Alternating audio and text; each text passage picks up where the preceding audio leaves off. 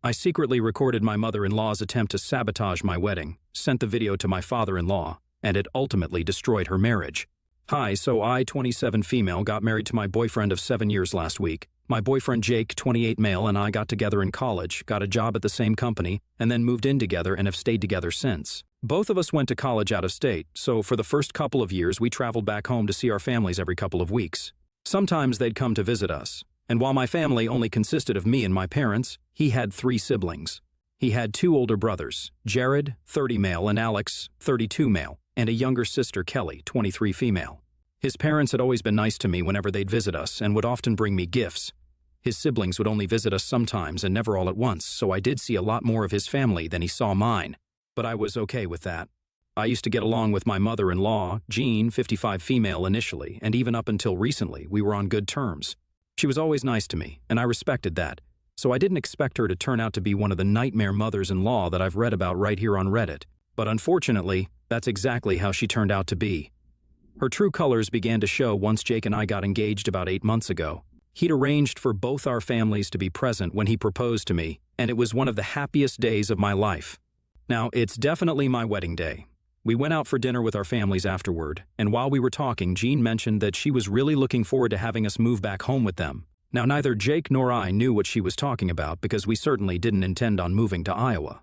We were very happy with our life here in Philly and didn't intend on going anywhere for a while. I don't know why, but for some reason, Jean had just assumed that we'd move to Iowa after we got married and help out with running the farm and the business.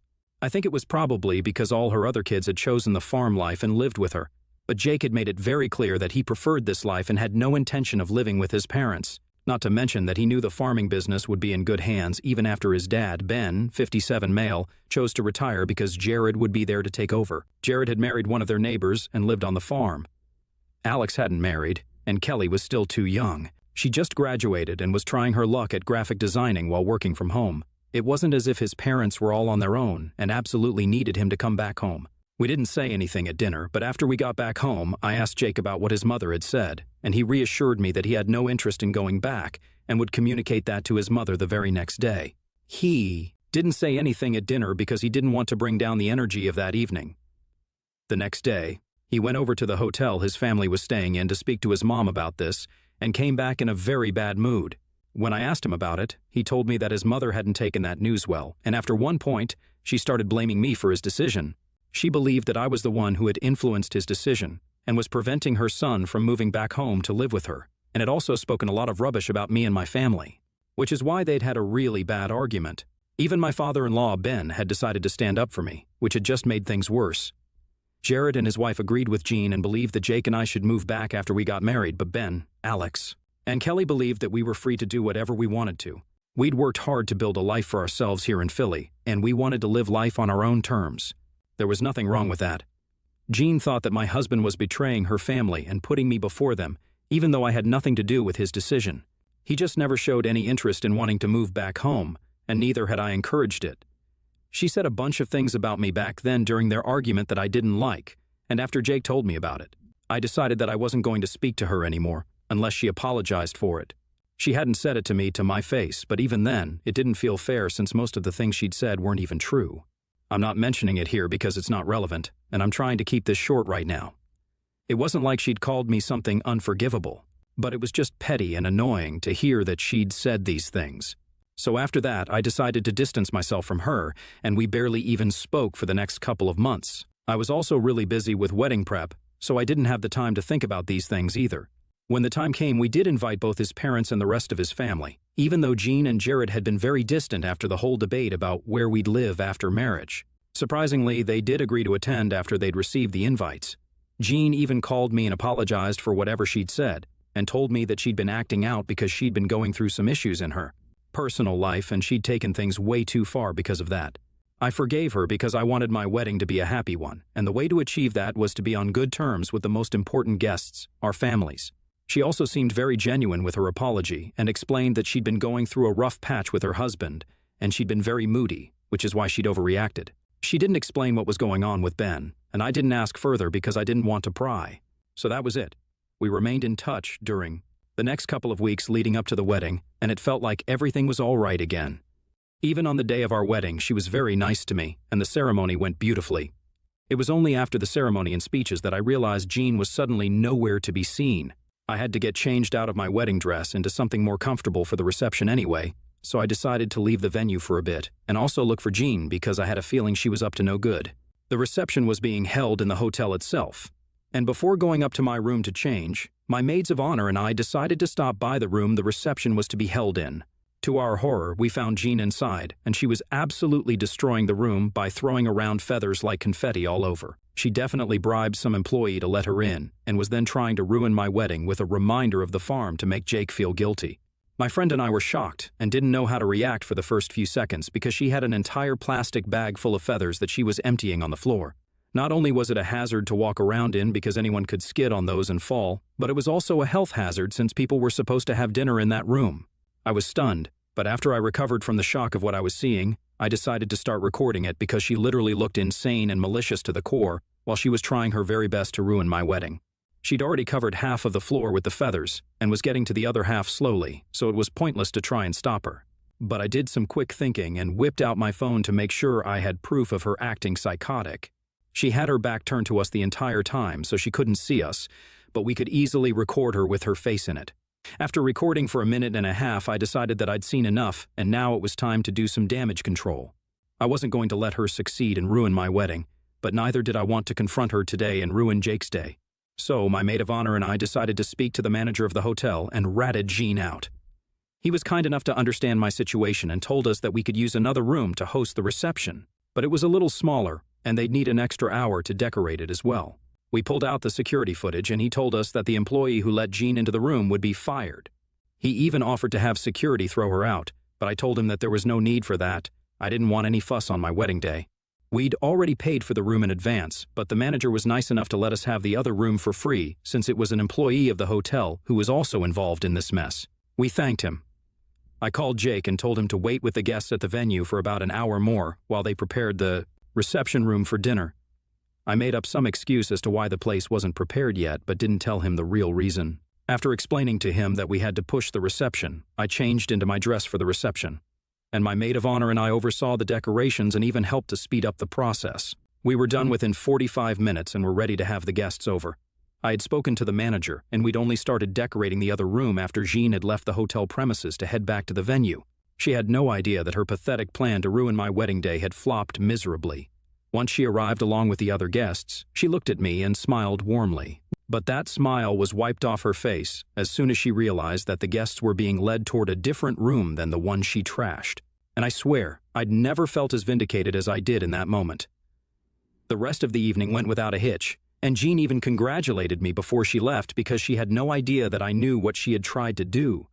After 2 days had passed, I finally decided to tell Jake. And for good measure, I also sent that video to Ben right before I spoke to him. What Jake would tell his mother was his business, but I wasn't going to let her get away either, and this was my way of getting back at her. I knew that they'd been having problems in their marriage since she told me about it earlier, and if there was even a slight chance that I could make it worse for her, I sure would do it without a second thought. So after I sent that video to my father-in-law, I talked to Jake and filled him in on everything that had happened on the day of our wedding. I also told him that I'd already sent the video to Ben because I didn't want to keep him in the dark about anything. Truly, I had no idea how he was going to react, but to my pleasant surprise, he was quite supportive and told me I did the right thing. He was also really thankful that I tried so hard to hide this all from him so I wouldn't ruin his day, and said that it meant the world to him. So this didn't cause any problems in our marriage like Jean had intended because Jake was more than okay with what I'd done, but she sure did end up ruining her own marriage by trying to sabotage our wedding day. After I sent the video to Ben, he replied to me a couple of hours later and thanked me but didn't say much else, which felt kind of underwhelming. But then Jean called Jake and started shouting at him about what I'd done to ruin her marriage. Apparently, the trouble that she'd been having in her marriage had a lot to do with the farm, which she wasn't willing to give up. Ben had received an offer to sell the farm about a year ago, and it was a pretty hefty amount that was being offered, so it was hard to say no. He had no intention of continuing farming for the rest of his life, and his kids, with the exception of Jared and his wife, weren't interested in the farm life either. He'd planned to sell the farm off and split the money between himself and all his kids so that they could move to the city and live closer to us. But Jean had shut that idea down quickly since she didn't like the idea of leaving their farm and home. The buyer didn't back off and kept increasing the amount gradually, and even now, the offer still stands. That's what they'd been fighting about for so long, because Ben was ready to say goodbye to the farm, but Jean wasn't. Things had gotten to a point where Ben and Jean were sleeping in separate rooms since they couldn't even talk to each other without it turning into a fight anymore.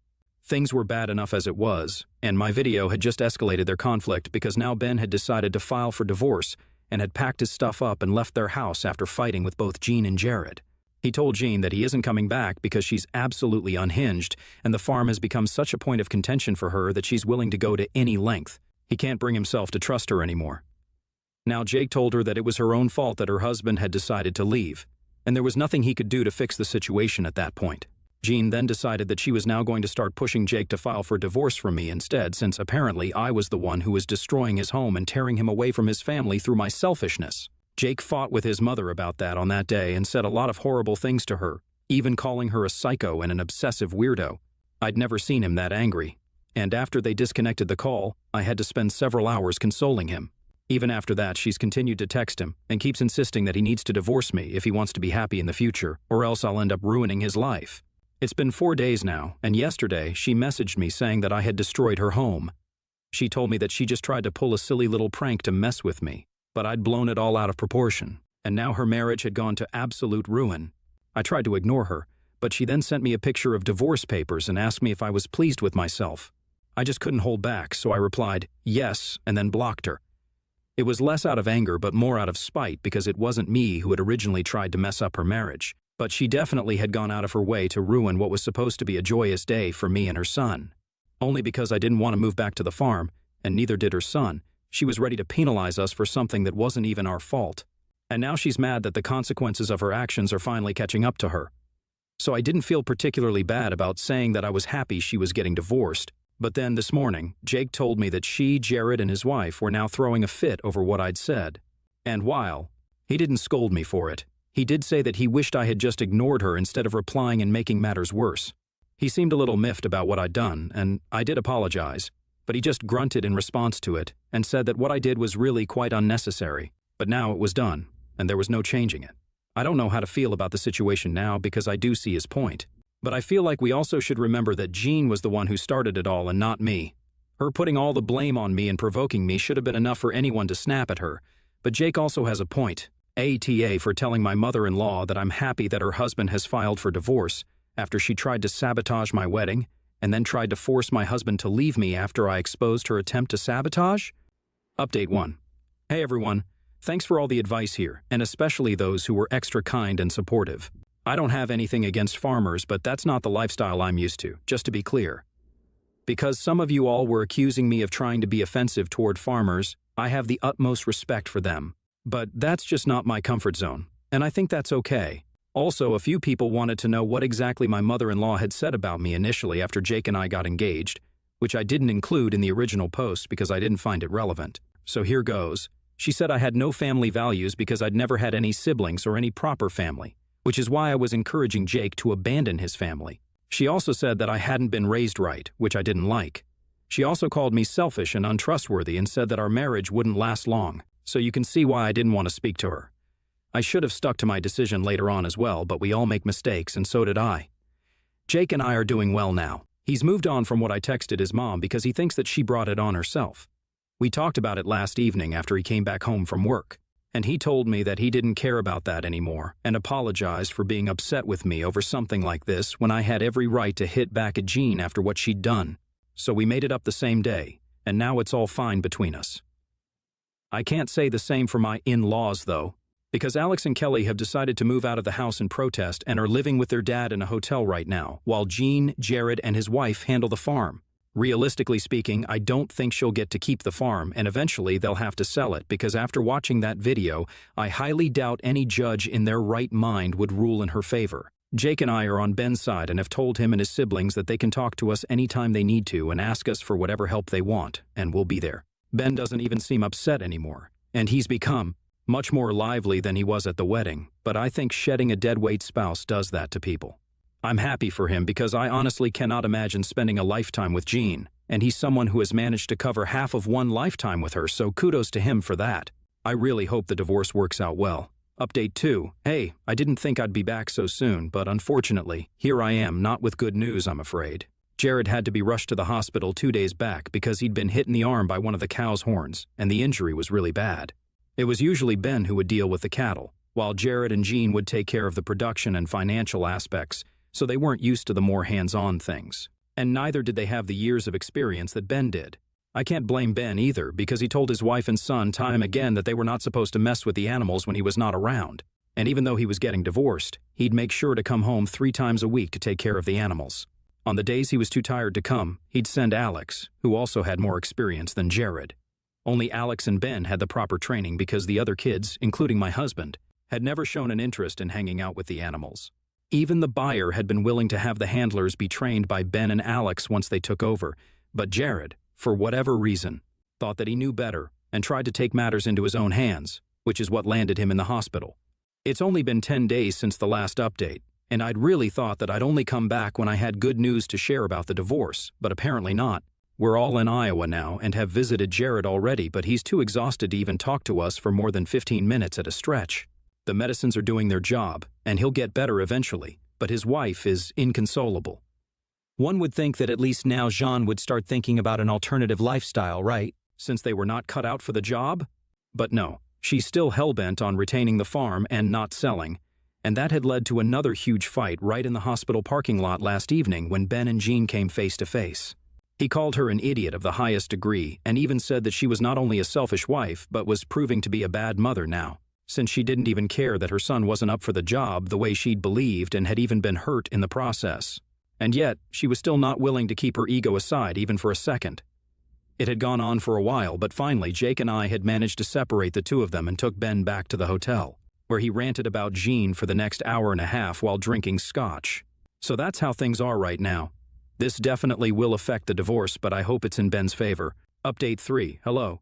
So, it's been quite a few months since I updated you guys on what happened, and it's about time that I came back here to talk about it. But first things first, thank you to everyone who sent us good wishes and prayed for Jared. He's healed well and is doing much better, even though he occasionally has trouble with his arm. They're also expecting their first kid, and, well, so are Jake and I. I guess I'll just get all the good news out of the way before I move on to the divorce bit. I'm 6 weeks in, and she's crossed the 3-month mark already. It's pretty exciting since they've moved 2 blocks away from where Jake and I live currently. It's been nice so far, and even Ben, Alex, and Kelly live in the vicinity, though not as close as Jared and his wife. It's been 3 months since the divorce came through, and 1 month since they all came back to live here. As you guys may have guessed by now, my in-laws ended up selling their farm and property for an exorbitant price, and most of them have moved here. Jean chose to remain in Iowa, but nobody's too worried since she can easily afford to live out the rest of her life there by herself and even hire a companion if she wants to.